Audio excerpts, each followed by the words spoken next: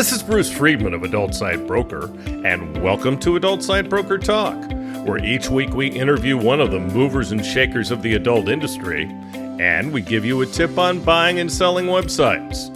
This week we'll be speaking with Ivan of AtlErotic.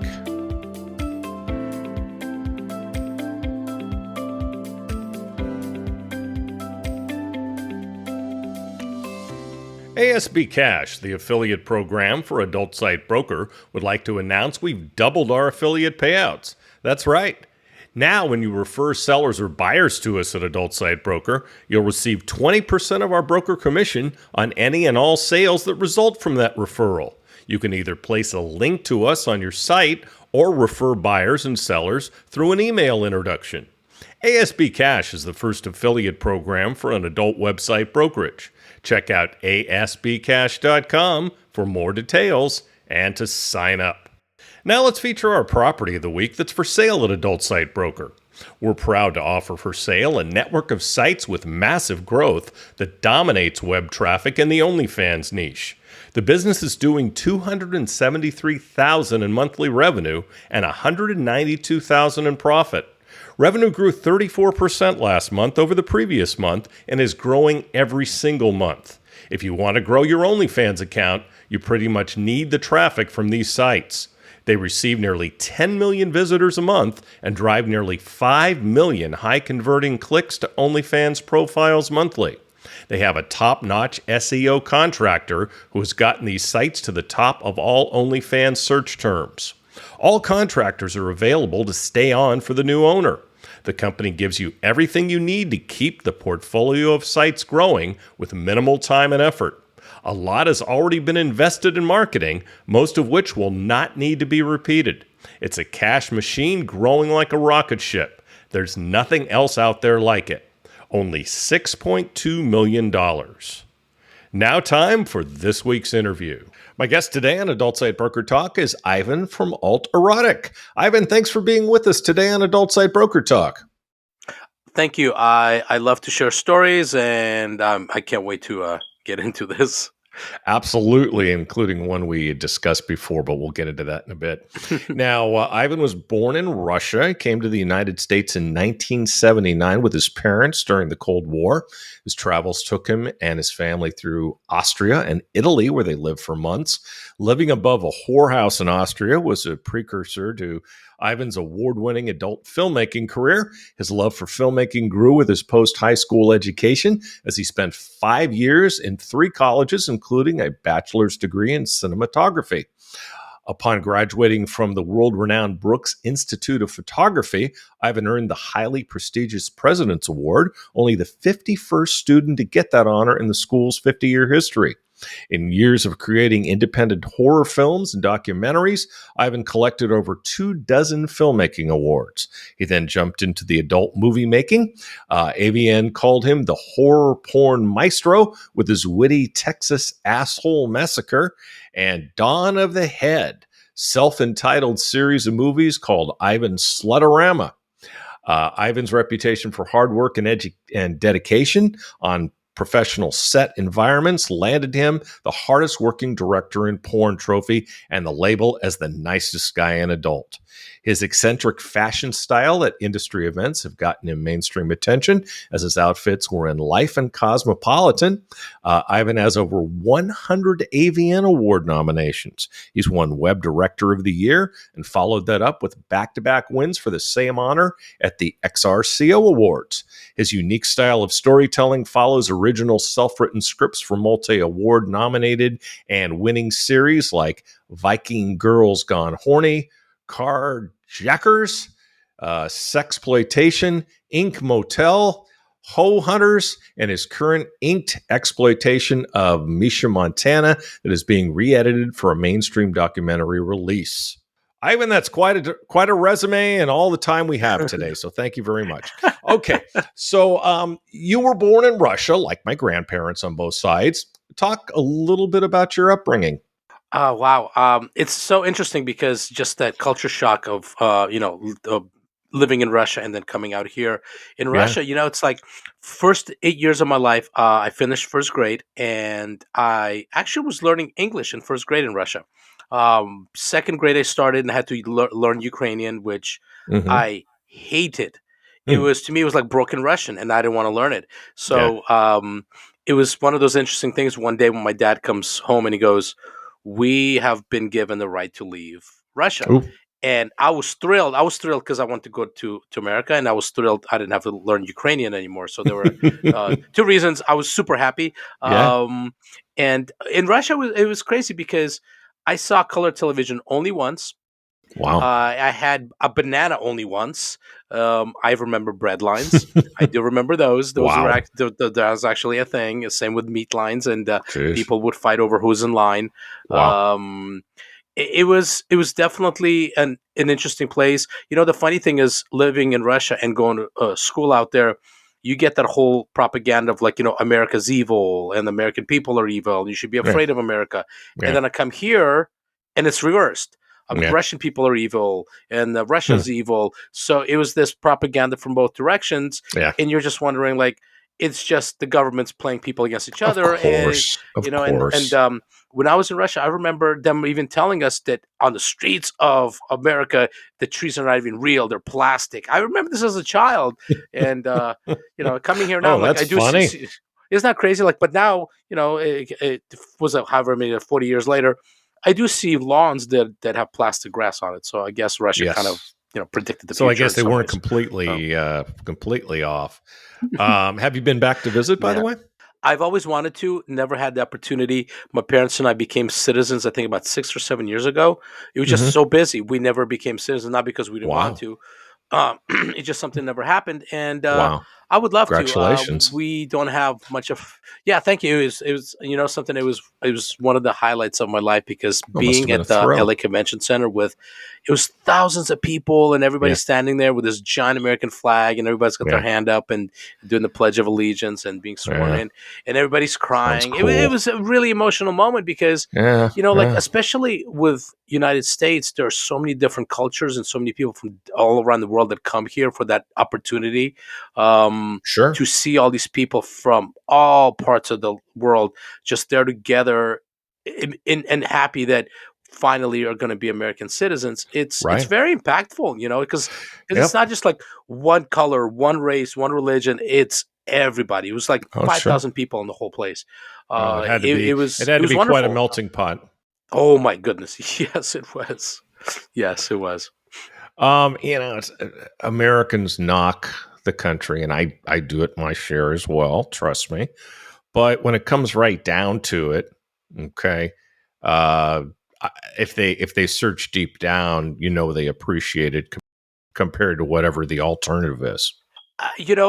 Being an immigrant and seeing what my parents went through, and then seeing what my the rest of my relatives went through coming here, it bothers me when Americans who've never traveled outside United States Yeah, shit on this country because yeah, in my and I always come back with travel outside the borders besides Canada, and then you yeah, tell me where it's better to live. I'm sorry, go ahead, try. There's not a 7-Eleven on every corner in every country. Most yeah, countries, you're struggling. You're yeah. struggling for water, for fresh water, for everything else. So Hmm. whatever issues there are here, and there are plenty of issues here, it's Sure. still land of opportunity. When you see people like Birdman and Little John who are basically billionaires, you go, this country, you can become a billionaire, being a mouth breather. I'm sorry. You Yeah. have that opportunity. So in Yep. other countries, it doesn't matter what you do, you will never get that opportunity. I'll I'll And this is just why. I'll just say one thing. Cardi B. 1 million%. In her case, probably 1 billion%. And this is why you have immigrants that will risk life, limb, families, everything to come here Sure. because of that opportunity. And you're not seeing people leaving this country and risking everything to go to somewhere else. They're not, No. because the No. reality is what we have here is amazing. Like just to watch my parents, Yeah. we come here, we travel for, was it 4.5, 5 months to Hmm. get here, and then they spend a year in night school to learn this language. Right. It's hard for me to sit sometimes and listen to people bashing. I've actually I had a deep conversation with a coworker last year who Hmm. she was very adamant about. when Trump called, I forget which Haiti or something, he called it a shithole, and she's all like, he calls Haiti a shithole. This country's a shithole. I go, whoa, whoa, whoa, whoa, whoa. Slow down. I'm like, okay, maybe as a president he Hey, you shouldn't be can't compare saying the these U.S. things. to Haiti. Yeah, I'm all like, come on. I go, at the end of the day, yeah, as a president, 100% he shouldn't say that. But let's be realistic. This country is not a shithole, because No, if you really think this country is a shithole compared to Haiti, then move to Haiti, move to Haiti. and then literally Yeah, call me the next day, asking me to come back. So yes, president should not be talking like this, but no. a common Well, person the on the current street is well the definitely saying that. current one does not, Yeah, fortunately. well, the current one doesn't say anything, right? I guess that's the way it looks. No, he Um, doesn't. He certainly doesn't say things like that. Thank goodness. no, no, no, not at all. And that's so to me, it's like, and I always tell people, I go, before you really, really, really bash on the United States, go talk to some immigrants, go talk to some older people, because knowledge is everything, and life Yeah, experiences are everything, yeah. and people Knowledge is sometimes people. everything, and there's a lot of people in the U.S. who have little or none. I'm afraid. Right. That's yes. Or they take it for granted because Yeah, it's just so easily comes to you. And right. yeah, yeah. I mean, this country, 100%, there are issues here. Yeah, but I wouldn't change the place I live for anything. Maybe Canada. I was in Canada once. I was like, wow, everybody's very, very polite and apologetic. Yeah, it's a I love it lovely here. place. Yeah, it's as long as you're not Yes, in a real very much cold so. spot. And most of Canada's Yeah, really right. cold.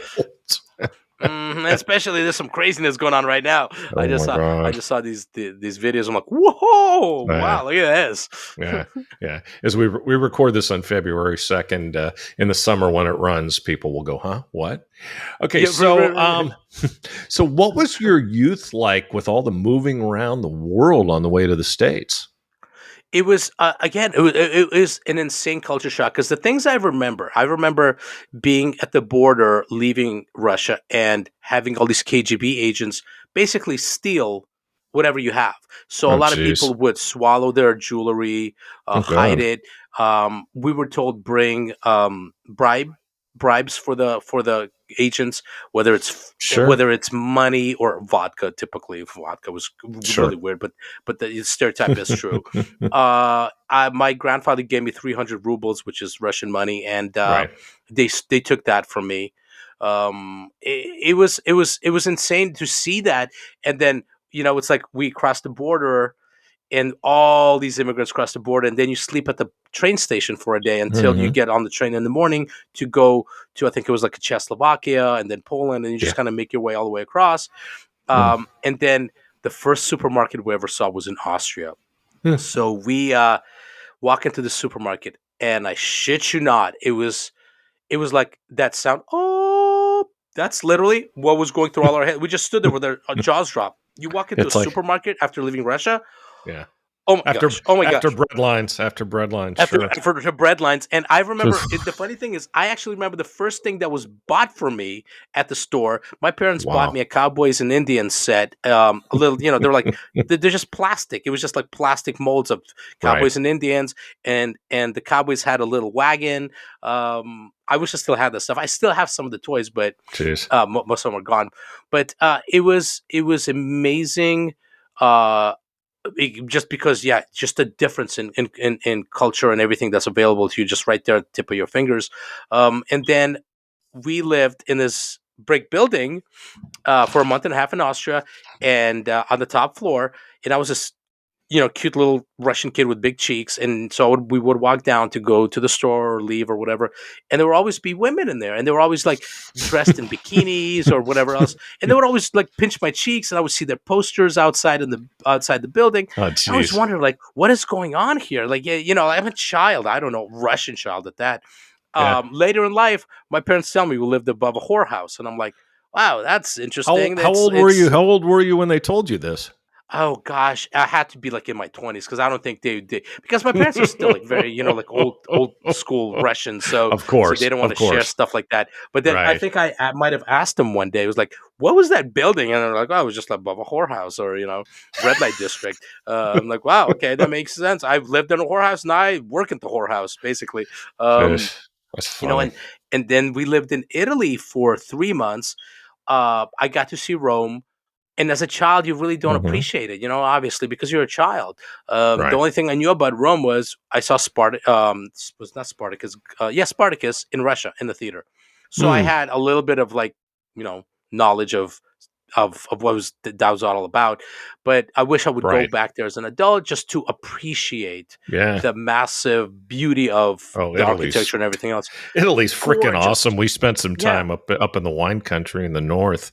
Hmm. That place is just so we want to go. We wanted to go back last year, but you know what happened. So Yeah. what can I say? What can I Yeah, say? right. And yeah, it was, we were there for 3 months. And the funny thing is, as a child, my parents would eat pizza, and as a child, I didn't know what it was. I thought it was like raw meat. I wouldn't touch pizza Oh, until like jeez.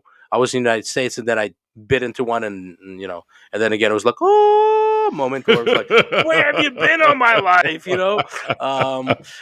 But yeah, the funny thing is, like, us living in the whorehouse when I was 8.5, when I was Yeah. 14, I was in Playboy magazine.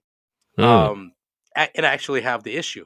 um our uh our friend's mom, she was an editor or something of Playboy, and they needed 4 kids to play basketball with one of the Playboy playmates.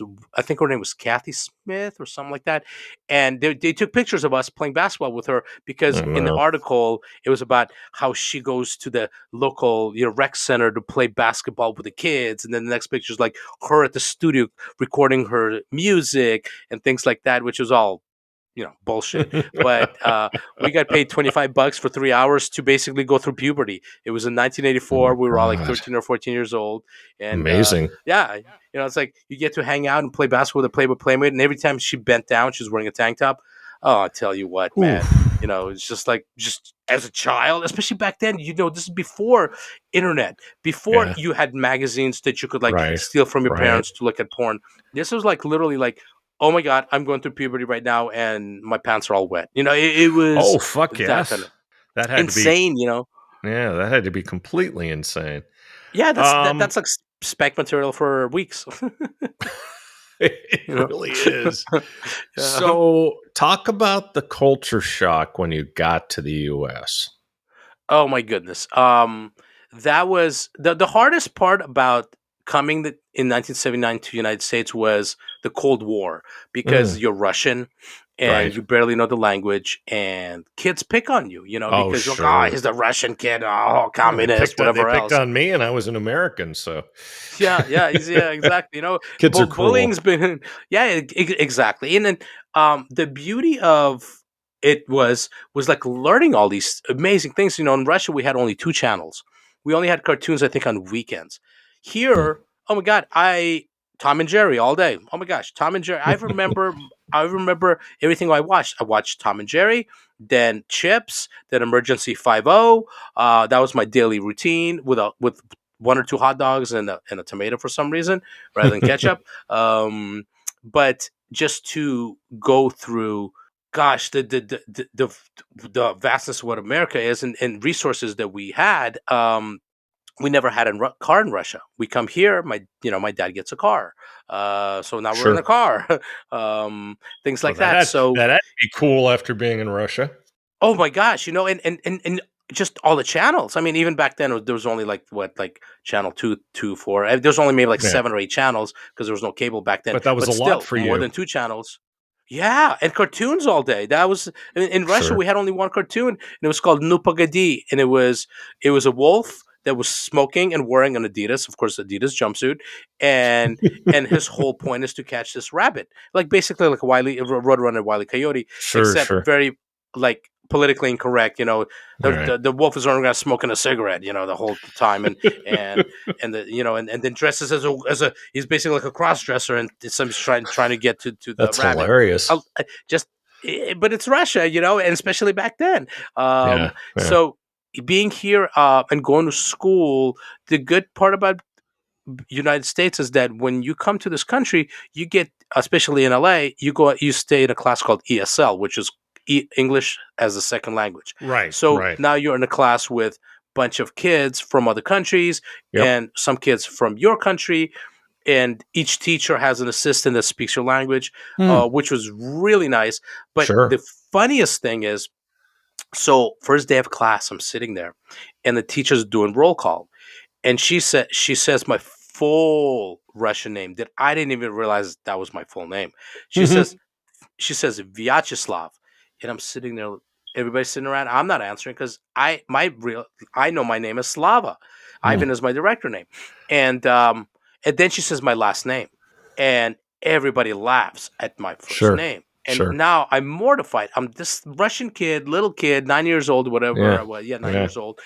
I went home and cried. I yelled at Oh. my parents for calling me Vyacheslav. What kind of name is that? I'm already called Spider Man because our last name is Cider Man. So we're getting Oh, that jeez. now Vyacheslav, and then years later when the word Biatch comes around, I became Vyacheslav. So there was it was just like Vyacheslav Spider Man. Ha ha ha Yeah, ha. Whatever. exactly. Years later when you grow up, you're like, that's a fucking cool name because that's different than John Smith or Steve or Yep. whatever. This it's Exactly. different. But when you're a But at the time, child, it didn't seem too cool. yeah, no, not at all. It's Yeah. like even when I got in porn, I didn't want to use my real name, and then years later, I'm like, God dang it, I should have just used my real name, and it would have been way cooler. But so That's funny. that's life. So talk about you when you were living above a whorehouse as a kid, you had no idea it was a whorehouse.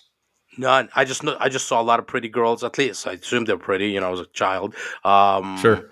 In bikinis or like scantily clad Right. women just walking around with I didn't see anybody naked as far as I remember. I don't think anybody was, but I did. But they were half naked. They were just in little bikinis or lingerie, whatever else.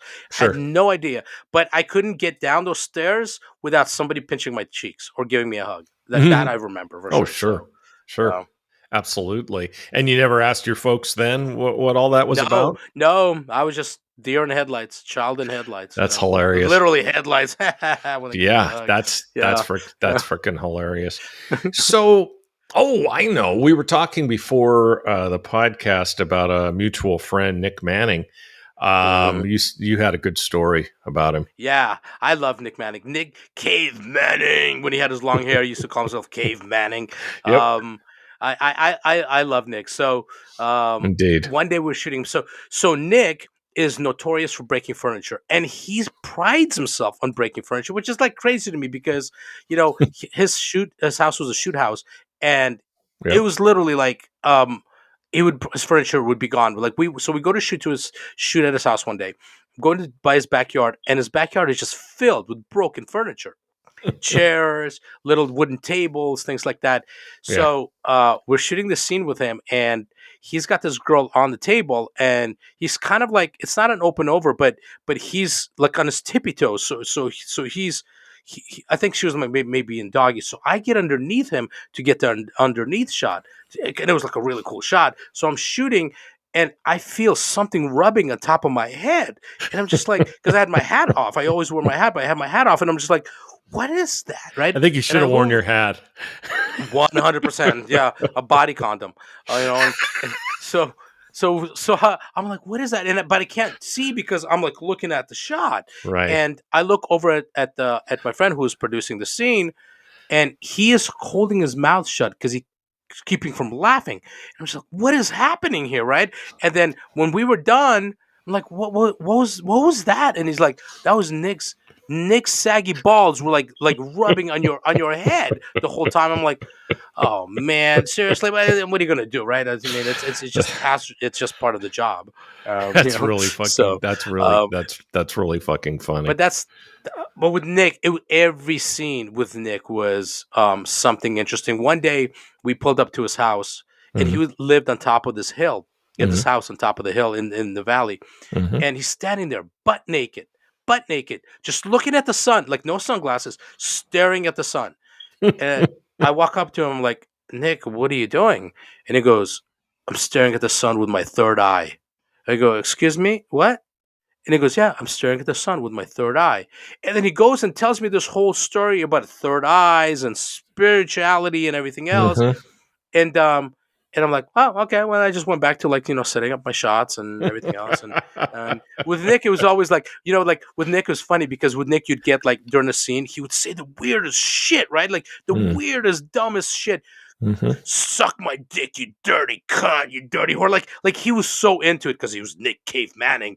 And then the scene's over. He's like, how's that? Everything good? And then he starts quoting the Bible. And you're like, you just called her a dirty cunt whore, and now you're quoting the Bible like 5 minutes later. Okay, Uh, no problem. yeah, But and that he's whatever that wonderful. and whatever that saying was would end up on a T-shirt. Yes, because he had dropping loads Yeah, yeah, copywritten. That was trademark. yeah, That was his. And yeah. was it Dropping loads. Yeah. Hot Tub Time Machine actually used it, and he sued them and won, as far as I remember. Oh no, I didn't know Because that. they used that in the movie, and because at one point my company Puba, that I co-owned with two other guys, we were doing his website, and I remember that happening, and I think he actually got a Jaguar out of it, as far as I Fun. remember. Nice. I could be wrong, but I remember that was the story. He either got a Jaguar or some sort of car, but he always came on set with a robe that said Manning, Hmm. which was the best part. Like he pulled us up in his convertible Jag, in the Right. robe, Yeah. and he gets Yeah. out, and he's like Ric Flair walking on set with Yeah. Manning on his Yeah. robe. I'm reading Dropping Loads now, and Uh-huh. I'm about 3/4 through it, and Is it yeah, good? it's Is it good? you haven't read it. Oh, you need to. No. It's of Oh course my you've lived it, gosh. so you don't need to read it. You've lived it, He, so I it's all I in actually there. just got a text from him like a few weeks ago. Every time he Hmm. changes his number, he just texts me, Nick Manning here. I'm like, okay, okay, Nick, gotcha. I love it. I love it. Yeah, I'll I tell you got one. two. I got two numbers for him. So. Oh, okay. I got one quick funny story about him. So we were shooting him. Hmm. I was shooting a series called "Hit Me with Your Best Squirt." What was it So we called? had to You dropped for a hit me with second. the, hit me with your best squirt, like hit me with your Okay. best shot, but hit me with your Right. best squirt. We actually had it was Tom Byron Pictures. Tom Byron actually wrote a whole song that was like hit me with your best shot, but it was hit me with your best squirt. And it was Nick Manning and this girl, and you're booking girls that squirt. Yeah. So, and they're supposed to squirt, and if you can't, fake it. Drink a lot of water and fake it. Let's Right. get through this. So this Yep. girl tells us I can squirt. Okay, so we're shooting in the most uncomfortable spot in this tiny bathroom in LA. AC's off. It's like 120 degrees inside, Oh, and jeez. she's like on like an edge of this bathtub, and Nick is just pounding, just trying to get her to squirt. And he's drenched. I'm drenched. She's drenched. And then I stop the scene and go, "Hey, can you squirt? Can you?" She goes, "Well, only if he fucks me right." I'm like, no, no, no, no, no, no, no, no. Oh, This is not jeez. like called. Oh, maybe if I squirt website, or I mean DVD. This is hit me with your best squirt. I go, Right. "Can you go drink some water and just fake it? Just piss, please." Okay. So I go to Nick. I go, because Nick doesn't take hit me with dropping loads as a serious thing. He thinks it's funny. Right. So I asked him. I go, okay, what if this girl, when she's about to squirt, she says, "Hit me." You say to her, "Hit me with your best squirt," and she says, "Dropping squirts, dropping squirts." So we get to that point, Yeah. and she didn't drink enough water. I'll just leave it at that. And so we're shooting, and I'm like, okay, okay, okay. As soon as she says dropping squirts, she's gonna go, and she yells out dropping squirts, and the smell in that bathroom was like an outhouse at a baseball game. Oh, It no. was horrendous. I was like, this room is now covered in sweat, covered in piss, and it smells like sweat and piss mixed together.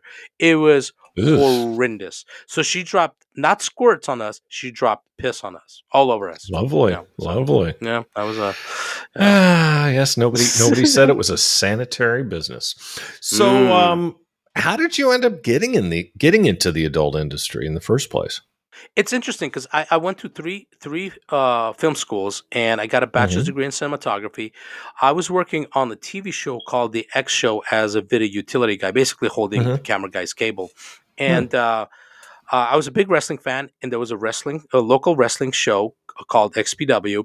They were doing their King of the Deathmatch tournament. Hmm. I didn't know what that was. I've never been to a death match. The only thing I knew about death match was a celebrity death match on MTV. So I take my 15-year-old brother to this thing, and what we saw was basically murder without somebody dying. It's Oh, because jeez. wrestling death matches are brutal. It's they use barbed wire, glass, thumbtacks, whatever they can on each other. Uh, it's still wrestling that's predetermined who's going to win, but everything from the beginning to who's going to win, all hell breaks loose, and it's a Yeah. tournament. So it's 8 guys, and it's like a round robin, and like and then eventually you have one winner. So I go back to the TV show, and one of the hosts was a wrestling fan. So I tell him all Hmm. about it. He's like, "Take me to the next one, to the next show." So I take him to the next show, and we get to go backstage, or at least he does, and he meets the general manager of this wrestling company and the owner, Mhm. who was Rob Black. Mm. And Rob Black is a pornographer who Right. used to have a website called a company called Extreme Associates. So he Mhm. owned both. He both owned XPW, which is Extreme Pro Wrestling, and Extreme Associates, which was the porn company. Okay. So they eventually, Rob and his wife at the time, Lizzie Borden, would come on the TV show and do little segments. So I became somewhat friendly with them, same with my brother. So my brother Mhm. started doing their website, their wrestling website, and Mm. I would shoot like little ringside stuff for them here and there, just like more creative. I wasn't the main camera guy; I was just shooting like creative angles that they could cut music videos with. And Okay. when my brother turned 18, he started working for them, doing the adult stuff, doing editing for the adult stuff. Then I came on board. He showed them my reel, my mainstream reel, and they brought me in to shoot behind the scenes for Evolution Erotica, which is basically it was the sister company. They were basically one company, just two different names. Tom Mm. Byron owned Evolution Erotica, Rob Black owned Extreme Associates, Mhm. and was brought in to shoot behind the scenes. And I shot super cool behind the scenes where I did it more of like MTV style. I did like little animated graphics and cutouts of the girls and flying around and things like that, down to the reviewers of the movies were doing a separate section to review my behind the scenes. Hmm. And it would get special different ratings for them because I was all into it. Like I was a filmmaker. I had a bachelor's degree in cinematography. I want to be a filmmaker. So now this was my opportunity to be super creative and do some really weird, fun stuff. And with Extreme Associates, uh, you know, to me, that was creatively the best job I ever had because Rob Hmm. Black basically said, do whatever you want. He Right. had three rules, and those three rules I stuck with, and two of them were obscene, and one of them was don't make fun of Jews because they own the industry. And I'm like, I got it, I understand, that's fine. You know, Mhm. do I agree with him? I'm not alone. Yeah, yeah. So I was like, whatever, like I'm fine with whatever, and so he gave me him and Tom Byron gave me my first opportunity, and I was just a PA and behind the scenes guy. And one day I was on set with a guy that just came back to directing porn, and let me tell you, he didn't know what he was doing. Mm. And I was so upset watching him direct and what he did and how horrible he was. A nice guy, amazingly nice guy, but the quality of his work was atrocious. Mm. So I was driving home one day after set, and I called the general manager, Kevin, and I told him, I go, I'll shoot circles around people like him. I'm sorry, I know how to light, I know how to white balance a camera, I know how to hold a steady shot, I know how to tell a story with lighting, camera, and the angles and everything else. Sure. So one day, sometimes it's one of those things where when you're finally put on the spot, you freak out. And that's what happened with me. One day, I get a call from Kevin, and he goes, Tommy's sick today. You're going to shoot the scene. And I panicked. I'm like, oh my God, oh my God, oh my God. How do you do that? Because when you're new to this, especially back then when it wasn't like now everybody and their mother shoots porn on their cell phone and everything's fine. Sure. Back then, it's a legit production with a Yep. real location. I had a photographer with me, talent that was getting paid really good money. And Mhm. on the way to set, I'm like, maybe I should drive my car into a tree so we don't have to do the shoot. So this way, I have an excuse. Like, I'm not gonna go shoot. I was so paranoid and and freaking out. Luckily, we went to set, and both performers I've worked with before, and they saw how nervous I was, and they go, "We got you, man. Whatever you need, we got you." Cool. And it turned out great. I've never seen a girl stuff her pussy with panties before, and this girl did it during the tease, and I was like, "Whoa!" I was in shock. What is going on here?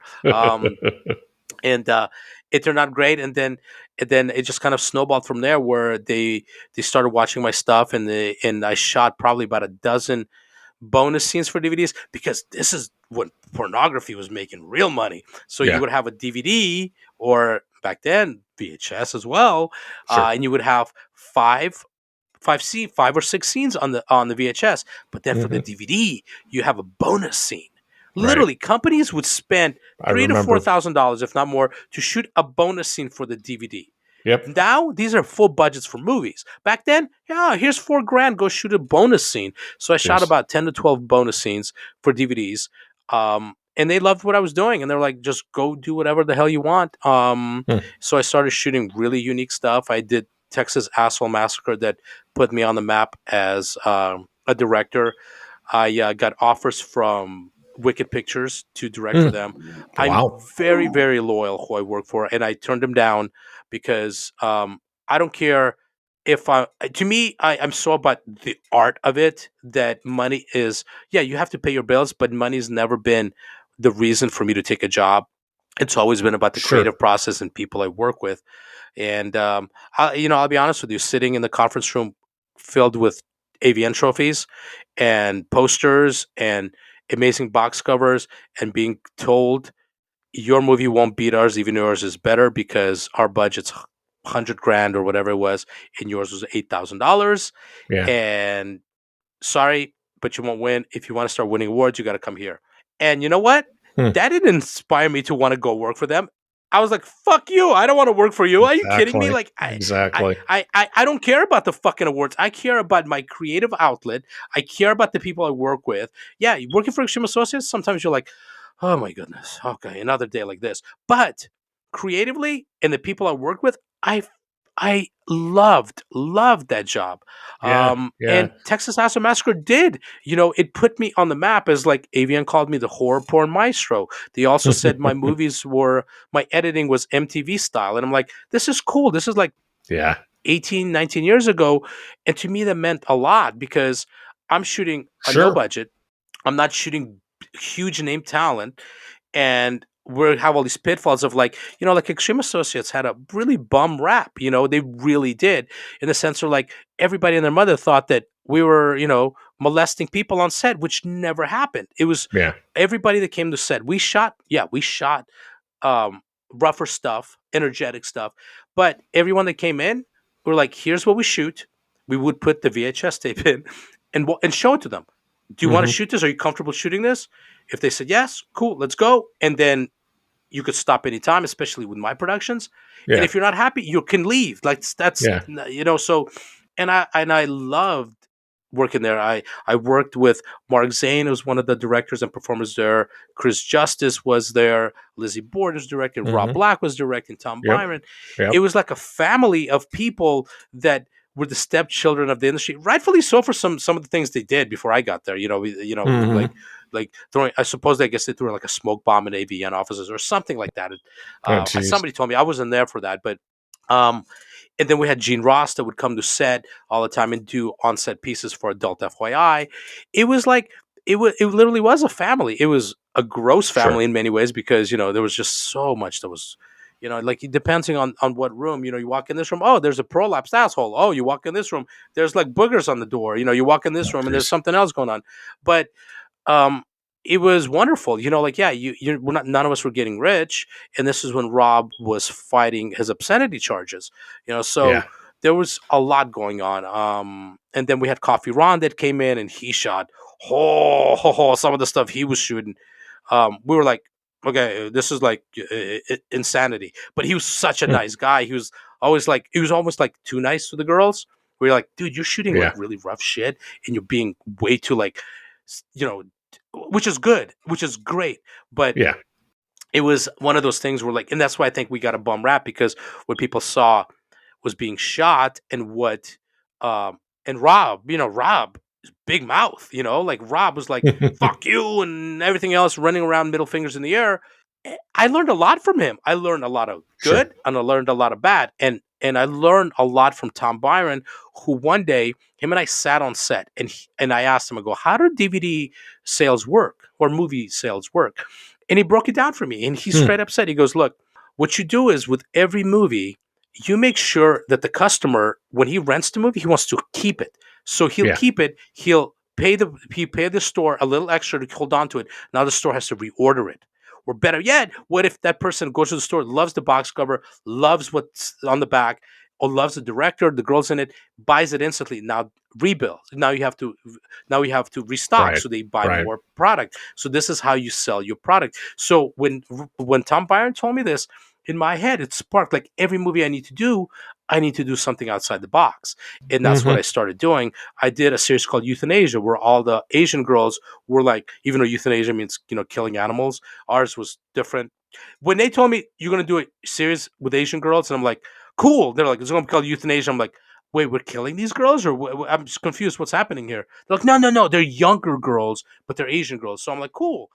I got it. So I started putting like really insane like anime style makeup on them. And Yeah. the first one I did this game on the DVD called Guess the Camel Toe. I took pictures of all the girls' camel toes, and there was like a game as a bonus where if you guess all the camel toes, you get a bonus scene. Like things like Hmm. that where I thought was super unique. For instance, like Texas Asshole Massacre. The reason it got so big was because the movie Texas Chainsaw Massacre, the final scene is where Leatherface chases this girl with his chainsaw through the woods, and then she jumps in the car in this truck and takes off, and he does this dance with it's called like the chainsaw dance, where he's like waving it around, he's like screaming. So at the end Hmm. of Texas Asshole Massacre, I did the same thing. I had my ex Cammy Andrews with a 3-foot dildo chasing Gia Paloma through the woods. We rented this location, like total backwoods redneck Love it. place. We shot all this, like the chasing, the full chasing through these woods. Actually broke one of the cameras because I had one of these tiny little cameras that had a mini tape in there, and we had Gia holding it in front of her face as she was running, and all the shock from running broke the camera, but Oh, the jeez. footage looks amazing. Yeah. So I did this scene, and then in fact I made Cammy watch the end scene of Texas Chainsaw Massacre, the chase scene and the whole dance, so she could recreate it with, instead of a chainsaw, a big 3-foot dildo. So we do this in chasing, and to me, I'm like, this is it. This is my masterpiece, And Love it. and the coolest thing was, years later, I run into Sage Stallone at a film festival out here in Hollywood, Hmm. Sylvester Stallone's son, and he Yeah. comes up to me and he goes, "You're Ivan, right?" I go, "Yup," and he goes, "I fucking love Texas Asshole Massacre. In fact, I own it." And I'm just like, whoa, whoa, whoa, whoa, what? Sylvester Stallone's son owns my movie, and then there's a girl named there's two girls in the industry who are fans of this movie. One owns it on VHS. Another one did a college thesis on Texas Asshole Massacre in her That's college. So, funny. so this movie like College has these thesis. legs. Yes, isn't that crazy? And That's then hilarious. some big YouTuber a few years back had it on his top 10 craziest and funniest like porn titles. So Yeah. it's got legs of its own. We're trying with my fiance Misha. We're trying to figure out how to get rights to it so we could do part two and have her as the Nice. lead, as the daughter of my ex Cammy. Because it was 20 years ago, and it would make it almost like it would line up time wise. Nice. So we're trying to figure out how to do Texas Hassle Massacre too, and that would be like then I could retire, or a meteor could land on my head and I'll be completely fine. Life's done. I'm Uh, happy. So that's amazing. that So how did you get into the production of horror films? When I was going to film school, my one of my first classes, one of my classmates, her boyfriend at the time, was doing a horror film called The Crier, and one of Hmm. our instructors at the school was the director of it. So Hmm. I was just a crew guy. I was brand new to film school. I was brand new to filmmaking, but I loved it. Hmm.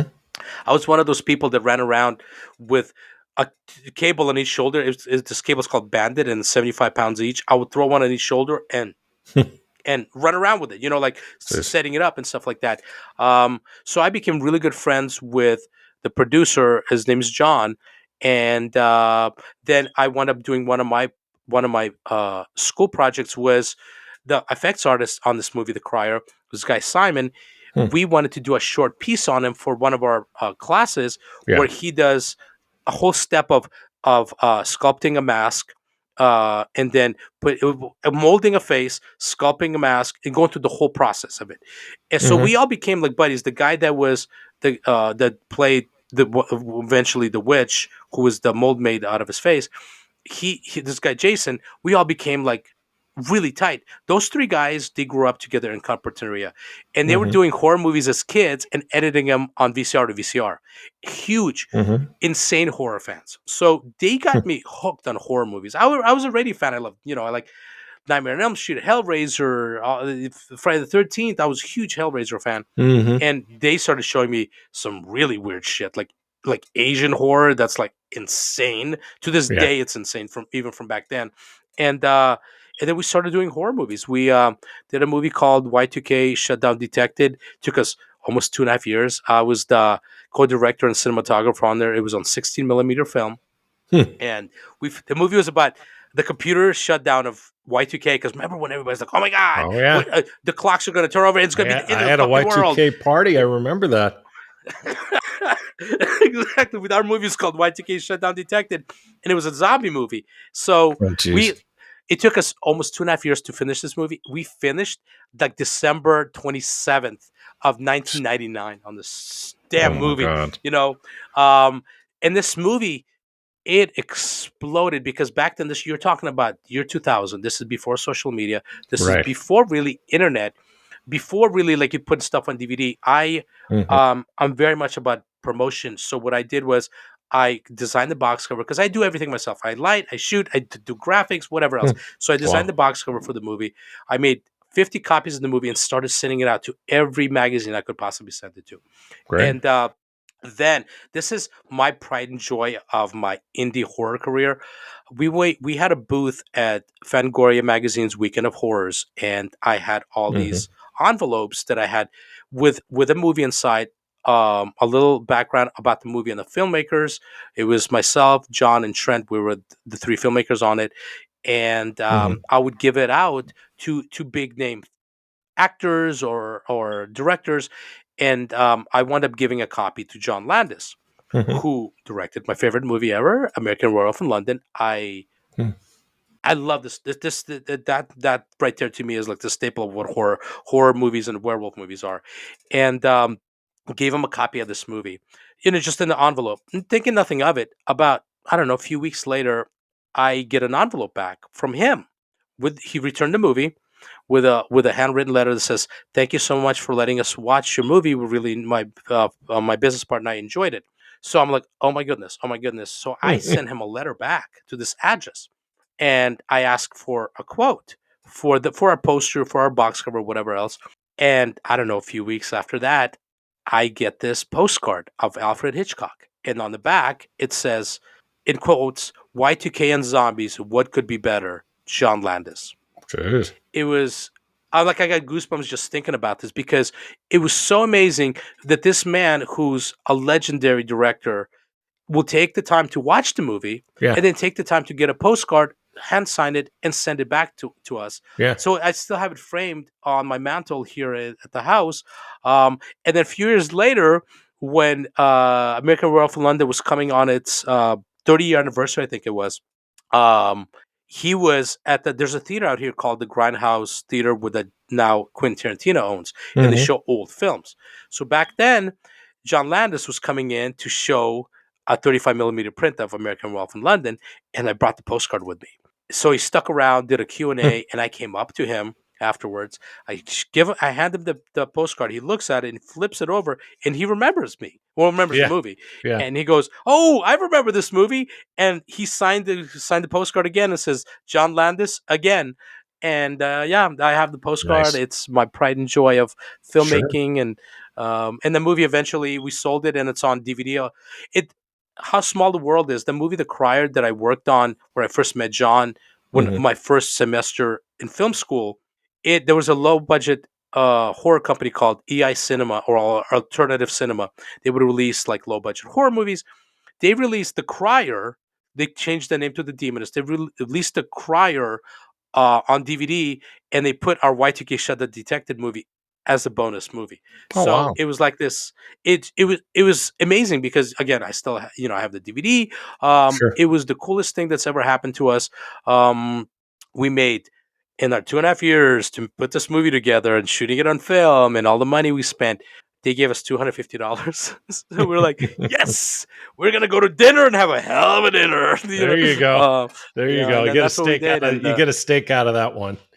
So, Exactly, exactly. so what do you still want to do in this business that you haven't done already? Um, Gosh, to me, it's so important to make sure that people in this industry are treated right. I've always been Hmm. known as the guy who, and people always say that Ivan doesn't try to fuck the girls, and he doesn't try to fuck the girls out of money. Yeah. I've literally been with in 20 years. Three girls in the industry. One I Mm. dated for 18 months, which was Cammy, my ex. One was like, okay, you're pursuing me way too much, and I'm still a guy, and whatever.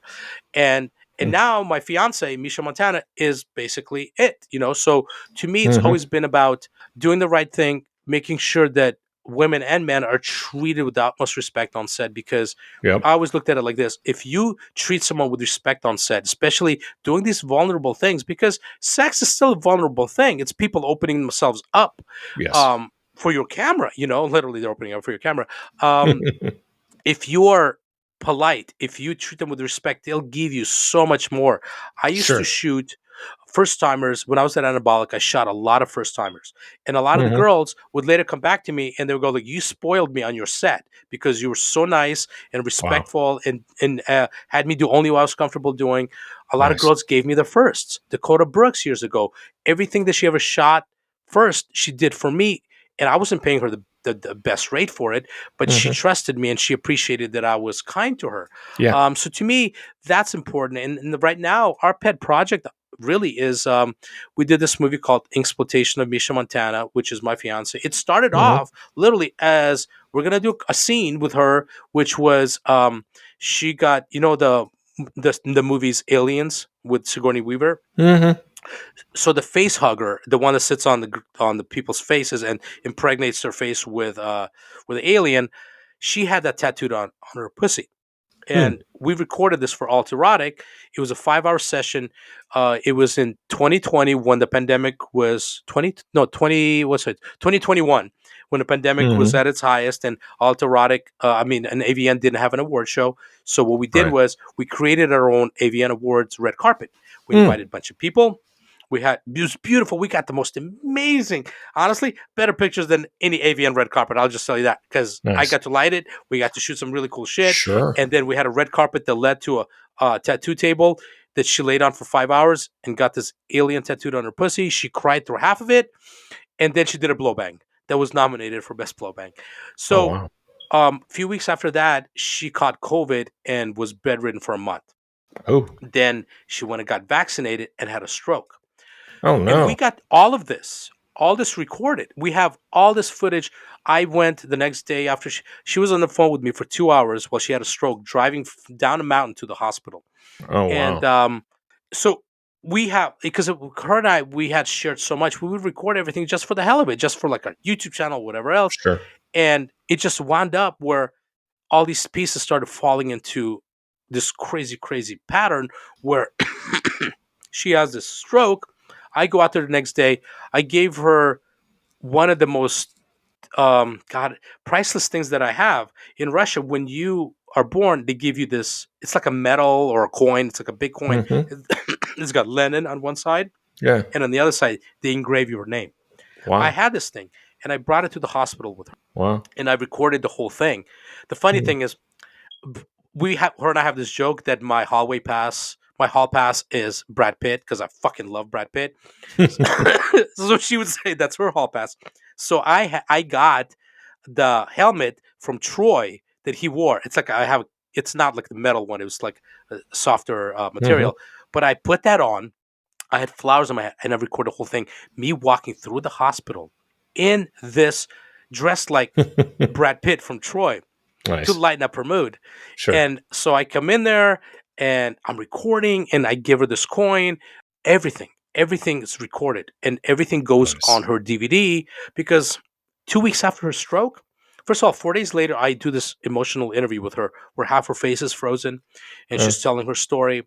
Sad. And then a week and a half later, she comes to LA with a heart monitor attached to her chest and shoots this most elaborate scene I've ever shot. Jeez. Um, and it was nominated for Best Boy Girl Scene at XBiz. Then she Wow. shot like 2 days later. Then she had a heart surgery. We got all that on tape. How's So we she wound up doing shooting. now? She, she's doing much better. Good. She still has at night and when she's tired. Mm. she forgets things because Yeah. brain damage from the stroke. Sure. Sure. Her right hand loses strength sometimes.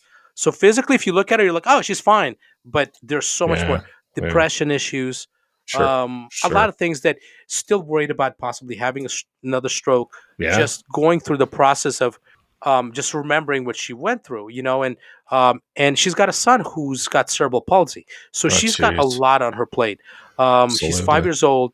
And so she's taking care Mm-hmm. of him, and then she's got her family that she's taking care of, her mom, her dad, Mm. her brother. So she's got a lot on her plate, and we put this movie together. She went and got her nipples tattooed. She got hearts that made out of barbed wire tattooed on her nipples Mm. while doing a scene. Then she got her tail tattooed for the alien pussy. She got her tail tattooed. It goes through like her butt crack, but up her butthole around her leg. All this stuff we have this amazing footage that we put together Mm-hmm. and wrapped around all this personal emotional stuff, Yeah. and we made Wow. this DVD that was nominated for best showcase at Fleshbot Awards, XBiz, and Nice. AVN. And honestly, I'm disappointed that neither XBiz or AVN gave her the best showcase, because if we're going to talk about showcasing a human being and porn star, this is what this is about. Yeah. Because my opinion, every year there's a showcase, or every other showcase, that what's the common denominator? It's fucking on a high budget. That's what that Oh, is. yeah. You have a Yeah. big name girl, you get big name male talent or big name other female talent, Right. great location. How is that standing out from any other big name, big budget showcase? It does not. Yeah. You're right. This is a human piece, and to me, that was the part that was like, it was disappointing. It was like, what? But I warned her. I said, look, I had over 100 nominations before I won my first thing. Nominations mean way more than awards, because you Mm-hmm. do get nominations as a merit of your work. The other stuff, it is what it is. And Well, you're so, right. It's very political, and you can't take it personally. yeah, and that's exactly it. And she's so new. She's only been for a year. So Hmm. she's just learning this. This is my 20th year. I'm like, Yeah. didn't win. Whatever. It's fine. Yeah. Um, but what we were doing is we've been putting together a mainstream a documentary for it. We Oh, have wow. a sizzle reel that we cut that's on Vimeo. That's not for public consumption. It's a private thing that we send it to people with Oh, passwords. yeah. Send that to Because me. it's got Okay, I'll send it to you. Yes, for sure. Yeah. Because it's got her son in there, and Mm-hmm. she Sure. opened up. Like when I was editing her movie, the adult movie, she Right. called me and she goes, "I want to," because when I interviewed her 4 days after her stroke, we did the whole interview about her, and then I said to her, we probably should talk about your son. We will not use it, but I want you to talk about what you were thinking when this is happening, and tell me about your Sure. son, Sure. because this is stuff that we might want to use later for something or other. Might as well record it and later regret not shooting this. So Exactly. we did it. And then she called me one day and she goes, my mission is to humanize the industry, and I want to use the part of the interview where I talk about my son, because nobody knew she had a son. Everybody just thinks Yeah. that she's out there doing her thing. Yeah. And that's how the movie starts. The porno. It doesn't talk. Obviously, there's no images of him. It's only about, she's talking about her struggles as a mom with a son who's 5 years old, Yeah. with cerebral palsy, and now this, and where she was, in the interview, she talks about how all she thought about is like, I need to go home. If I'm gonna die, I want to die at Mm-hmm. home Right. with him. Yeah. I need to see my son, and it's emotional because as a Yeah. parent, that's heart wrenching and heartbreaking. So Absolutely. with us, we're like, well, let's put this documentary together. So we started showing the sizzle reel to people, and everybody's just like, you guys need to cut a mainstream movie of this, and you need to send it to film festivals. You need to send it to Yeah. anyone who would watch this. Yeah. And so Yeah. that's because there's a lot of stuff on there that's super weird. We would propose to each other in the funniest ways, in the Hmm. weirdest ways. We have it all recorded. Nice. We do really, because she's very nerdy, very Hmm. more nerdier than I am. I have like thousands of action figures. I literally, my house looks like 40-year-old virgin from that movie 40-year-old virgin. That's literally my house. When we went to see the movie with my friends all look at me, I'm like, fuck you guys, I'm not a 40-year-old virgin, fuck you guys. But yes, my house does look like that. And like with her, when we first started talking, it was literally an email. She emailed us about work, and I reached out to her. We started talking. We spent 5 hours talking about like us showing off who owns what. She owns a huge sword collection from Game of Thrones. She loves Game of Thrones. That's her thing. Um, so not I'm sorry, Lord of the Rings. Oh my gosh, she would kill me if Lord of the Rings. So I'm showing her all my stupid collections, and then literally like 3 weeks after us talking, I'm like, "Can I come to visit you?" She's like, "Please do." So she surprises me because she's a huge Gremlins fan. She even has the Gremlin tattooed on her leg, upper leg. Hmm. Um, so I fly out to see her. She surprises me. She has me close my eyes. We drive. It's like 20 degrees because this was like December. Hmm. I'm wearing shorts. I don't wear pants. I'm wearing shorts and the t-shirt. I'm like, what are Oh, you wearing jeez. at? She goes, close your eyes. She walks me into this building, walks me into a theater. I open my eyes, and she goes, we're here. I go, yeah, okay, we're in a theater. She goes, no, no, no. I've rented the whole theater for you and I just to watch Gremlins together. Oh, jeez. And I was just like, this is my dream moment. This who does that? Who does that? Nice. And she That's went to the great. bathroom, and I cried. I cried, and I recorded myself crying, and I actually Wow. sent it to her. But she didn't see it till we got back to. She rented a haunted bed and breakfast for us, so we stayed at a haunted bed and Oh, breakfast as well. jeez. Wow. Um, so to try to outdo her when she for her first trip to LA, I made my whole living room into a UFO crash site. I bought an inflatable 10-foot UFO. I put plastic wrap all over my house. I bought inflatable aliens that were like scattered all over the floor. I even had a little alien speaker that was talking to her in the kitchen while I was running inside, turning on all the lights, getting all the behind the scenes cameras rolling, everything else. Yes. It was so we're constantly trying to do that for each You other guys are because quite um the pair. There's no two ways about it. yes. So that's kind of like our game plan now. We're doing this documentary. We're trying to grow AtlErotic, and we're trying to get a reality show together. We've been doing this thing called Two Russians, One America, Hmm. where we just do weird, dumb things, and then we have all these weird friends with us. We have our Hmm. tattoo artist Evelyn Ink, who's got a split tongue, face tattoos, amazing tattoo artist, and she's a performer. And we Hmm. took her to a bed and breakfast, haunted bed and breakfast, and didn't even tell her until we're pulling up to it. We have footage of her like freaking out, like I'm not staying here, all kinds of stuff. So we Hmm. have a lot of pet projects, obviously trying to pay our bills. But this year, our plan is to try to grow our get our YouTube channel together. I have my own YouTube channel. AtlErotic has a huge YouTube channel.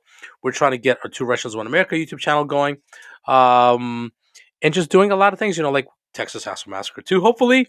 Ink Nice. Motel 4. We did Ink Motel 3, and it got 5 AVN nominations, which is a lot for a Wow. movie that was shot everything content trade. Yeah. There was not one Yeah. person in there that got paid, Sure. and we got 5 nominations, which is huge because we're It competing really against is. big budget productions. Well, And it's that's what literally you do, because I right? like to shoot.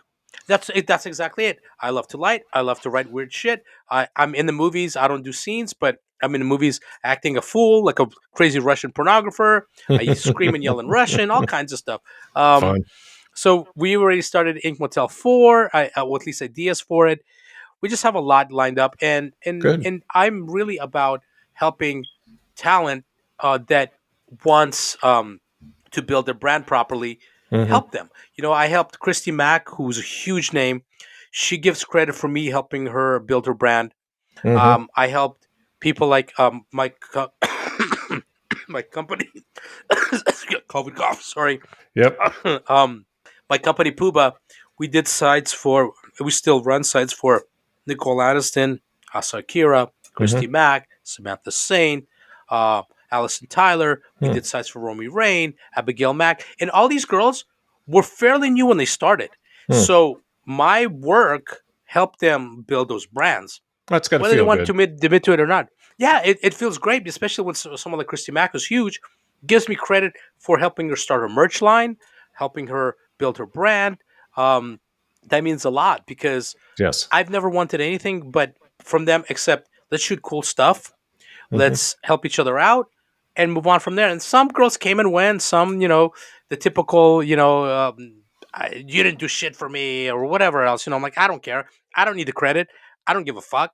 Do your thing. I don't care. So with no sweat off my balls, I got to shoot some cool shit with some really cool people. I'm happy. It's what And that, and I'm it's what makes the world go round, right? Yeah, and especially like with AtlErotic, we shoot alt girls, and alt girls are basically stepchildren of porn. They really Yeah. are. Yeah. It's not like they're getting a lot of work. They're already looked down on in society because, like, oh, she's got tattoos, she must be a crackhead or whatever else, Mhm. or drug dealer or or something. And um, to me, I look at alt girls as creative people who express their creativity or Right. their passion or their emotion on their body because Yes. they're telling a story with their body. And I love that. So to Yes. me, helping them out, like we have a girl, Amber Lou, because one of our brand ambassadors, she's got tattooed eyeballs, blue, baby blue eyeballs. She got Mm. tattooed. And she came out here 3 years ago. I became like her big brother, and I helped her out. She went crazy viral on YouTube. One of her videos is at 18 million views on our Mm. channel. It's huge. And now It's amazing. we had a UK channel reach out to me wanting that content for their TV show. Fuck Right. yeah, just give us credit. Yeah. So there's like a lot of that going on. Nice. I love seeing people that are dedicated, that are good people, Hmm. being successful. Because, like, I'm going to be 52. How long do I have left? I almost died 2 years ago. I don't know how long I have Well, left. you know what, Ivan? I'm 64. Hopefully, we both have a long time left. I'd really like to Mhm. thank you for being our guest today on Adult Side Broker Talk. And I know we have a lot more we can talk about, and I hope we'll have a chance to do it again really soon. Yes, this was great. I love sharing stories. So I could talk for hours, as you could tell. So Thank you very much. My broker tip today is part 2 of how to buy a site. Last week, we discussed first deciding the type of site you want to buy and then establishing what your budget is. Next, it's time to look for your new website. So, where do you look? Well, Adult Site Broker is a great place to start. We always have a nice variety of website and non website properties for sale. But if there's a particular type of site you want, we can also act as your buyer's broker to help you find just the right site. Other places to look are boards like xbiz.net and gfy.com. But to be completely honest, unless what you're looking for is a really low-end property, you're probably not going to find what you're looking for there. Of course, you could contact site owners yourself, but take it from someone who does it for a living. It's a major hassle, and it can be really hard to even find out who owns a site. Almost all adult sites use Whois privacy from their domain registrar, so when you send them an email, it will be to an anonymous address, and in most cases, the emails aren't returned. We have a huge database of sellers and generally know who owns what. And if it's a website of note, if we don't know who owns it, we can always find out. We'll talk about this subject more next week. And next week, we'll be speaking with therapist Dr. Monique. And that's it for this week's Adult Site Broker Talk. I'd once again like to thank my guest, Ivan of AtlErotic. Talk to you again next week on Adult Site Broker Talk. I'm Bruce Friedman.